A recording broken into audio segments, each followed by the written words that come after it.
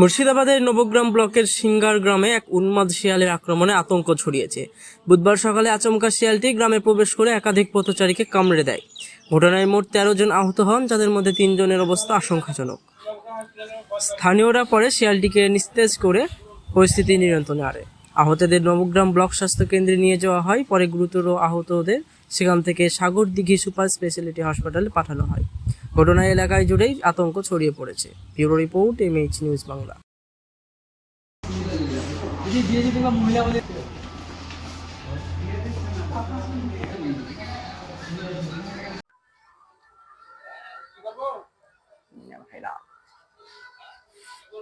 Singer গ্রামে শিয়ালে কামড়িয়েছে 13 জনকে।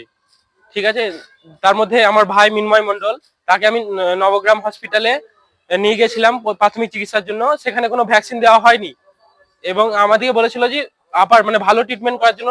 সেই জন্য আমরা এখন বর্তমানে সাগরদিঘি হসপিটালে এসেছি আর কি। প্রায় 12 থেকে 13 জনকে কামড়ানো হয়েছে আর কি।